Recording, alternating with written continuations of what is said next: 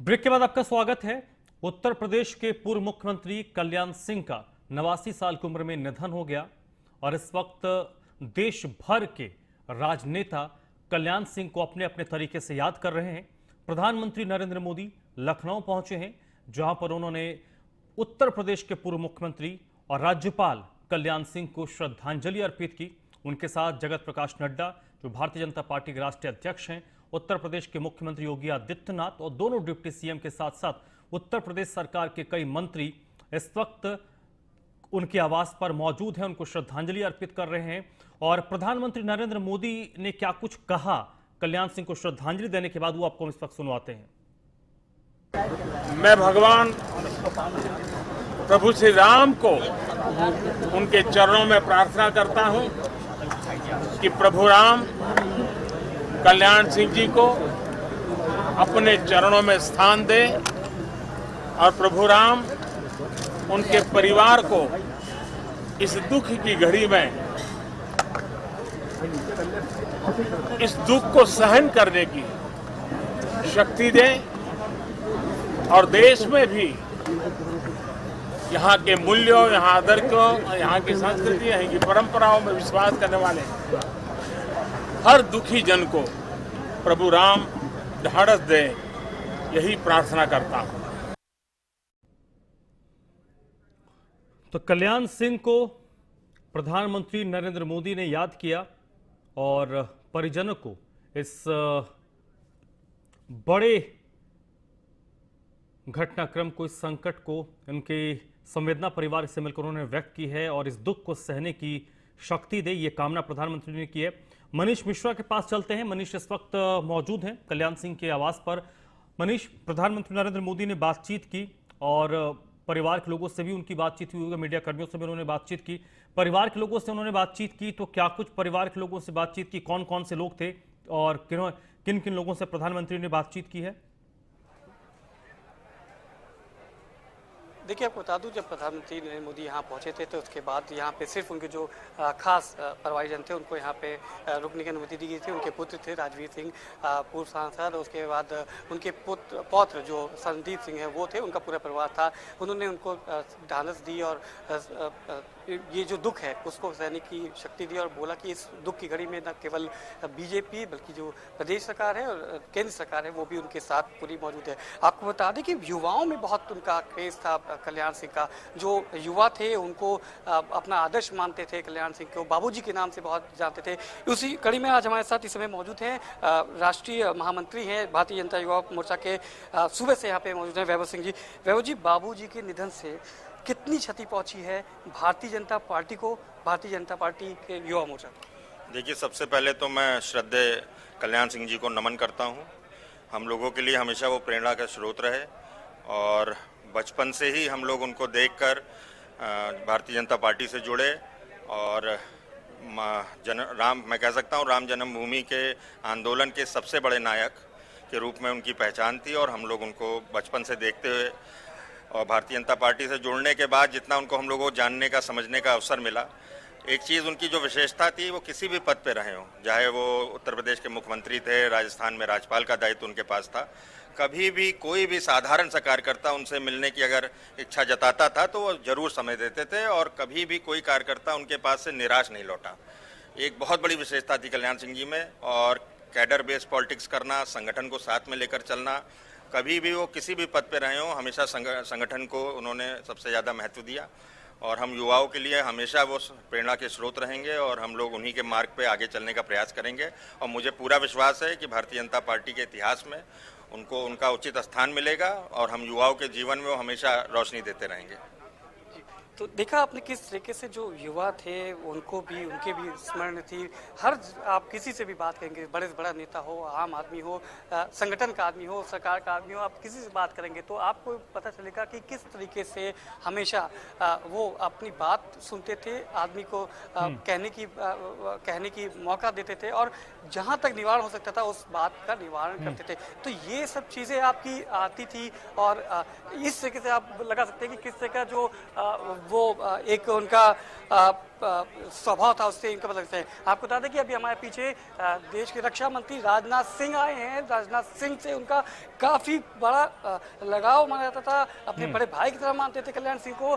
और सुबह ही हमने देखा था किस तरीके से उन्होंने एक अपना बयान दिया था कि बड़े भाई को खोया है। इस समय लखनऊ के सांसद, गृह राष्ट्रीय रक्षा मंत्री इस समय यहाँ मौजूद हैं और अपना श्रद्धा सुमन अर्पित कर रहे हैं। माना जा रहा है कि इसके बाद ही उनका जो पार्थिव शरीर है उसको लेके विधानमंडल दल की तरफ निकलेंगे। खैर, आपको बता दूं कि इस समय राजनाथ सिंह आ चुके हैं और वो जो श्री कल्याण सिंह जी हैं उनके पार्थिव शरीर को श्रद्धा सुमन अर्पित कर रहे हैं। इसके बाद देश के रक्षा मंत्री, भारतीय जनता पार्टी के पूर्व राष्ट्रीय अध्यक्ष और कल्याण सिंह के कैबिनेट में किसी वक्त शिक्षा मंत्री रहे राजनाथ सिंह इस वक्त अंतिम दर्शन करने के लिए पहुंचे हैं कल्याण सिंह के आवास पर।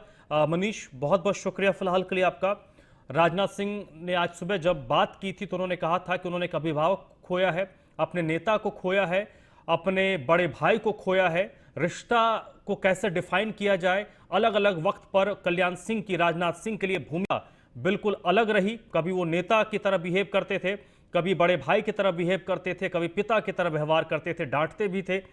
और कल्याण सिंह जिस सख्त प्रशासक के तौर पर जाने जाते हैं, जो नकल माफियाओं के खिलाफ, नकल के खिलाफ जो कार्रवाई की थी, उसमें राजनाथ सिंह उस वक्त शिक्षा मंत्री हुआ करते थे। और ये देखिए, जगत प्रकाश नड्डा वो सम्मान कल्याण सिंह को देते हुए, जिस सम्मान की ख्वाहिश उन्होंने कई साल पहले जताई थी कि जब उनका निधन हो तो वो ये अपेक्षा करते हैं, उम्मीद करते हैं कि उनका जो पार्थिव शरीर है वो भारतीय जनता पार्टी के झंडे में लिपट कर जाए। वो सम्मान दुनिया की आज की तारीख में जो सबसे बड़ी राजनीतिक पार्टी मानी जाती है, उसके राष्ट्रीय अध्यक्ष जगत प्रकाश नड्डा उस शख्स को भारतीय जनता पार्टी के झंडे से लपेटते हुए, जिन्होंने अपने अथक परिश्रम और मेहनत के कारण आज पार्टी को इस मकाम पर खड़ा किया है, उसमें कल्याण सिंह की भूमिका को कभी भी नजरअंदाज नहीं किया जा सकता।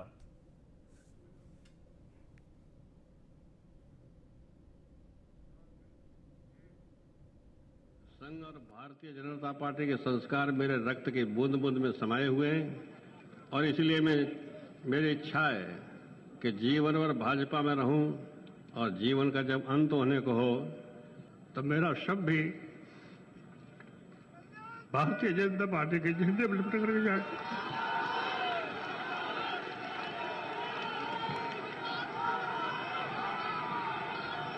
संघ और भारतीय जनता पार्टी के संस्कार मेरे रक्त के बूंद बूंद में समाये हुए हैं और इसलिए मेरी इच्छा है कि जीवन भर भाजपा में रहूं और जीवन का जब अंत होने को हो तो मेरा शव भी भारतीय जनता पार्टी के झंडे पर लिपट करके जाए।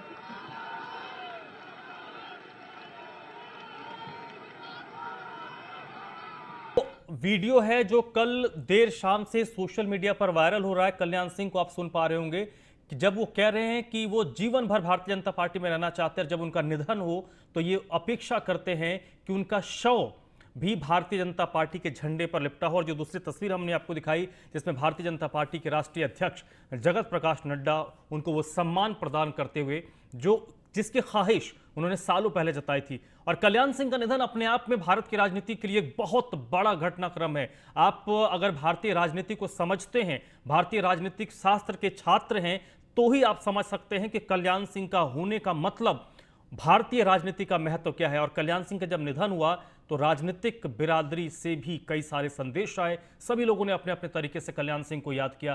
कौन क्या कुछ कह रहा है कल्याण सिंह के निधन पर, वो भी आपको सुनना बेहद जरूरी है। समग्र देश में करोड़ों लोग कल्याण सिंह जी के निधन से क्षुब्ध है, दुखी है। मैं भी उसमें से ही। श्री कल्याण सिंह जी भारतीय जनता पार्टी के वरिष्ठ नेता रहे, राम जन्मभूमि आंदोलन के नायक रहे, उत्तर प्रदेश के मुख्यमंत्री रहे और कई सालों तक पिछड़े समाज के हितों की रक्षा के लिए सदैव उन्होंने लड़ाई लड़ी। चाहे उत्तर प्रदेश विधानसभा हो, चाहे देश की संसद हो, वो हमेशा दबे कुचलों का आवाज उठाते रहे। बाबू जी का निधन हम सबके लिए जैसे कोई पहाड़ टूट पड़े दुखों का, उस प्रकार की स्थिति हमारे प्रदेश के लिए, मेरे लिए, मेरी पार्टी के लिए यह बहुत दुखदायी क्षण है। बाबू जी को विनम्र श्रद्धांजलि अर्पित करते हुए भगवान से प्रार्थना करते हैं कि उन्हें अपने चरणों में स्थान दे, क्योंकि यह जो अपूर्णी क्षति हुई है इसे पूरा नहीं किया जा सकता। वह राजनीति के एक आदर्श पुरुष थे, जमीनी नेता भी रहे हैं। हालांकि उनके राजनीतिक जीवन में बहुत चुनौतियां आई हैं, तो उसका उन्होंने काफ़ी डटकर मुकाबला किया, बड़े संघर्षशील रहे। उनके निधन पर हमारी पार्टी गहरा दुख प्रकट करती है और कुदरत से ये प्रार्थना करती है कि उनके अनुयायियों व उनके परिवार को इस दुख को सहन करने की शक्ति प्रदान करें। कल्याण सिंह जी का निधन मेरे लिए व्यक्तिगत तौर पर एक अपूर्णीय क्षति है, लेकिन भारत की राजनीति में जो पिछड़े वर्गों को व्यापक आधार मिला और वो भी भाजपा जैसी राष्ट्रीय पार्टी में, उसके लिए कल्याण सिंह बहुत बड़ा कारण बने। वो राम भक्त थे, राष्ट्रभक्त थे।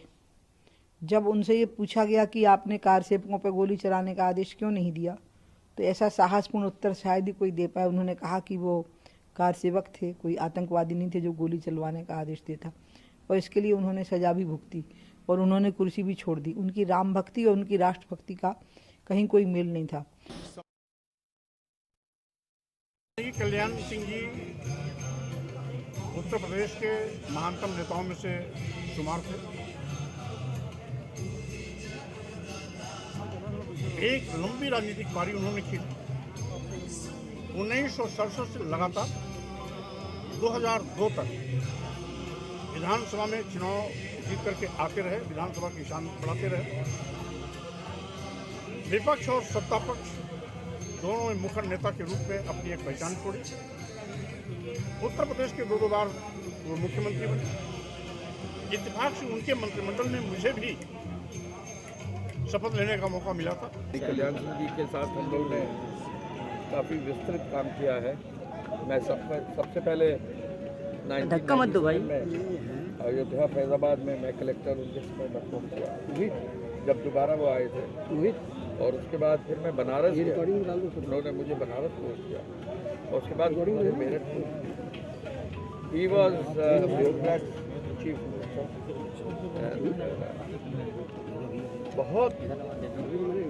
बहुत ही जो है कह लीजिए बहुत क्लोजली हर चीज़ को मॉनिटर करके, बहुत पढ़कर जो है हर चीज़ पर निर्णय लेते थे। और कोई भी रिपोर्ट अगर हम लोगों से मांगते थे तो उसका बहुत विस्तृत रूप से चर्चा हम लोगों से करते थे। मैं तो उन्हीं का बनाया कार्यकर्ता हूँ। मैं 1990 में पहली बार जब विधान परिषद का सदस्य होकर आया, बाद में उनके नेतृत्व में काम करने का अवसर मिला। कैसे संगठन की सेवा की जा सकती है, कैसे राष्ट्र के प्रति सब कुछ न्यौछावर करके समर्पित किया जा सकता है, ये कल्याण सिंह जी की पाठशाला में हम लोगों ने पढ़ा।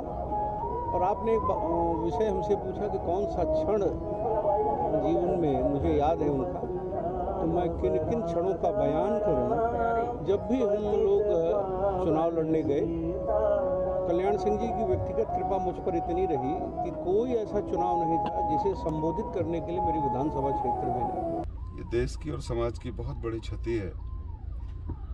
आदरणीय बाबूजी जैसा नेता मैं समझता हूँ अब मिलना मुश्किल है इस देश को। और भगवान श्री राम के मंदिर की स्थापना आदरणीय मोदी जी ने की, और प्रदेश के यशस्वी मुख्यमंत्री आदरणीय योगी जी के नेतृत्व में वहाँ निर्माण चल रहा है। इसका जो मार्ग प्रशस्त है वो आदरणीय कल्याण सिंह जी ने करने का काम किया। मैं ईश्वर से प्रार्थना करता हूँ उनकी आत्मा को शांति प्रदान करें। बाबू जी का व्यक्तित्व आकाश से भी ऊंचा जिसे कह सकते हैं रहा है, और उनका पूरा जो जीवन रहा है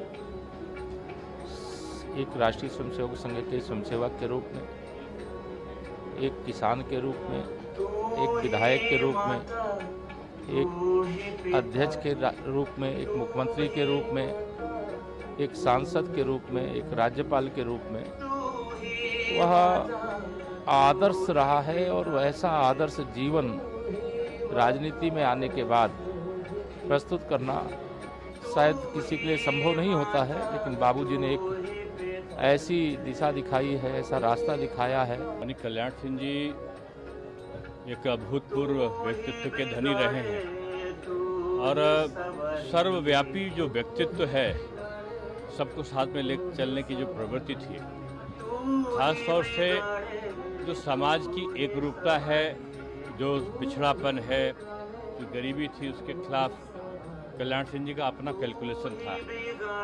और कल्याण सिंह जी हमेशा कोई न कोई अपनी योजनाओं के द्वारा समाज के उत्थान के लिए काम करते रहे। जनसंघ के जन्म के समय से ही माननीय कल्याण सिंह जी का जो भारतीय जनता पार्टी या एक कहें कि राष्ट्रवादी सोच के प्रति उनकी एक अलग विचारधारा रही। कल्याण सिंह जी का जाना बहुत ही दुखद है। वो प्रदेश की राजनीति में, भारत की राजनीति में बहुत बड़े शिखर पुरुष थे और उन्होंने हमेशा शोषितों के लिए, दलितों के लिए, वंचितों के लिए, पिछड़े वर्ग के लिए, आम जनता के लिए पूरे जीवन भर काम किया। उनकी कमी हमेशा उनको रहेगी। इसके साथ साथ भगवान राम का भव्य मंदिर अयोध्या के अंदर बने, उसके लिए उन्होंने अपनी सरकार भी कुर्बान कर दी थी। और साथ साथ उस समय उन्होंने यह भी कहा था कि इसके लिए जितनी भी सरकारें कुर्बान हो कम है। निश्चित रूप से उनका जाना हमारे लिए बहुत अपूर्ण है। रुकेंगे छोटे से ब्रेक लिए, जल्द लौटते हैं। मेरी इच्छा है कि जीवन भर भाजपा में रहूं और जीवन का जब अंत होने को हो तो मेरा शव भी भारतीय जनता पार्टी के झंडे पर लटक कर जाए।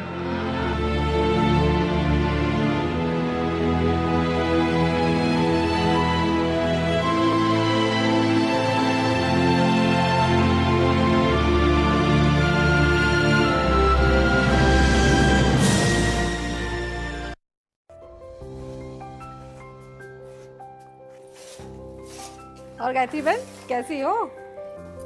कैसा चल रहा है सब कुछ? आज तो बिटिया रानी आने वाली है ना? हाँ वाह सरोज, हम सुबह से बिटिया रानी का इंतजार कर रहे हैं। एक बात कहें? हाँ? बिटिया को ब्याह के तुम तो गंगा नहा ली और बिटिया ब्याही भी तो अच्छे घर में है ना? सच कहें सरोज, ये सब योगी सरकार की मेहरबानी है। पहले तो स्वयं सहायता समूह से बिटिया को रोजगार मिला और फिर वो क्या कहते हैं, हाँ वो मुख्यमंत्री सामूहिक विवाह योजना से उसका ब्याह भी अच्छे से हो गया और 51,000 रुपया भी मिला। हाँ हाँ, अब बिटिया की जिंदगी संवर रही है और हमारी भी। सच बताएं? हाँ, हम तो अपनी पूरी जिंदगी में नहीं देखे कि कोई सरकार ऐसा भी करती है। युग युग जिए मोदी जी और योगी जी। लो आ गई अपनी बिटिया रानी।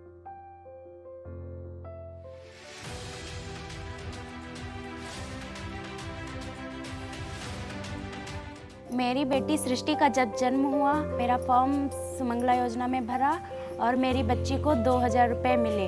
पहले चूल्हा रहा है तो बहुत परेशानी हो रहा है, जब से सिलेंडर मिल गया बहुत आराम है। विधवा पेंशन मिल रही है। मिशन शक्ति, सशक्त नारी, सशक्त प्रदेश। मेरी इच्छा है कि जीवन भर भाजपा में रहूं और जीवन का जब अंत होने को हो तो मेरा शव भी भारतीय जनता पार्टी के झंडे पर लटक कर जाए।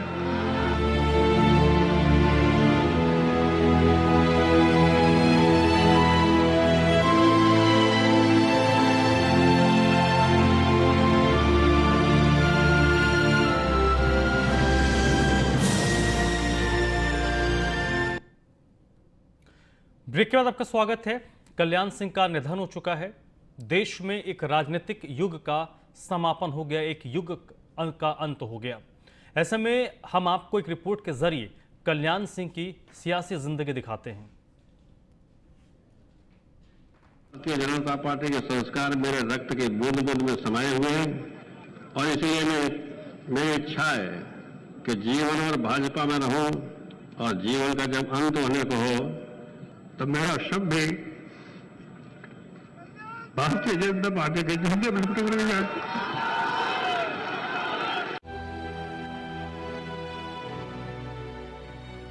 उत्तर प्रदेश की सियासत में बीजेपी की वो आग रही जिसकी तपिश और तप ने बीजेपी को सबसे बड़े सियासी प्रदेश में खूब तपाया, जलाया और गलाया।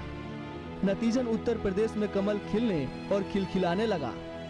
भगवा झंडे के नीचे राजनीति करते हुए राजतिलक तक का सफर शानदार, यादगार और गजब है।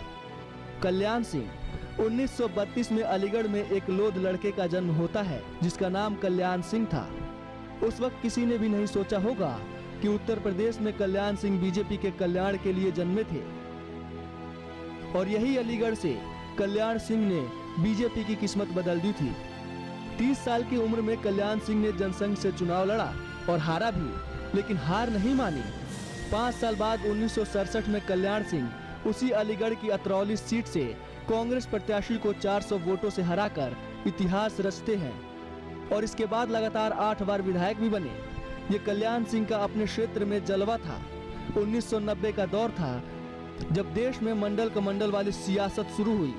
तब 10 साल पहले 1980 में सियासी दुनिया में बीजेपी की पैदाइश हुई और महज 10 साल के बाल्यकाल में ही बीजेपी को बड़ी चुनौतियों से पार पाना था। तब तक बीजेपी के लिए उत्तर प्रदेश में उनका युग पुरुष कल्याण सिंह सियासत की गोली गोली रोटियां बेलना और सेकना दोनों बखूबी समझ चुका था। आधिकारिक तौर पर पिछड़े वर्ग की जातियों को कैटेगरी के तौर पे बांटे जाने लगा और पिछड़ा वर्ग की ताकत सियासत में मजबूत होती गई। 1992 ये वो साल था जब कल्याण सिंह अपनी और बीजेपी की किस्मत उत्तर प्रदेश में लिखने वाले थे। बीजेपी शुरू से बनिया और ब्राह्मण पार्टी वाली पहचान रखती थी। इस छवि को बदलने के लिए भारतीय जनता पार्टी ने पिछड़ों का चेहरा कल्याण सिंह को बनाया और तब सियासत में धीरे धीरे बाबूजी की पहचान बनाने वाले कल्याण सिंह ने मंडल वाली सियासत पर कमंडल का पानी फेर दिया। बीजेपी की किस्मत और सियासत बनते हुए कल्याण सिंह ने उत्तर प्रदेश में 24 जून 1991 को पहले बीजेपी मुख्यमंत्री के तौर पर शपथ ली। इस वक्त तक कल्याण सिंह की तूती बीजेपी में इस कदर बोलने लगी कि वो राष्ट्रीय स्तर पर राजनीति को प्रभावित कर सके। कल्याण सिंह की इसी ताकत ने उन्हें ऐसा मजबूत रखा, वो उत्तर प्रदेश की सियासत बदलने का मादा रखने लगे और 2 बार बीजेपी से अलग होने के बाद तीसरी बार जब घर आए तो बीजेपी के झंडे में ही लिपट कर जाना चाहते हैं। कल्याण सिंह का उत्तर प्रदेश में वो कद था जिससे वो हर ताकतवर इंसान के लिए व्यक्तिगत अच्छे रहे। अमर सिंह से लेकर मुलायम सिंह तक कल्याण सिंह के लिए खास रहे। यही वजह थी कल्याण सिंह कुछ समय मुलायम सिंह के सियासी साथी भी बने, लेकिन दोस्ती लंबी नहीं चल पाई। 1992 का वक्त था, 6 सितंबर का दिन, और उस दिन जो हुआ उसके बाद वो हिंदू हृदय सम्राट बन गए जो हमेशा हमेशा बीजेपी में जिंदा रहेंगे। Special desk, news 1 India.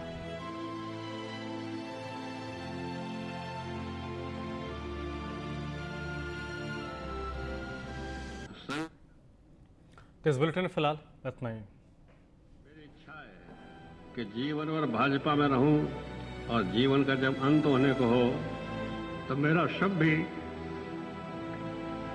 Bharatiya Janata party के झंडे में लटक जाए।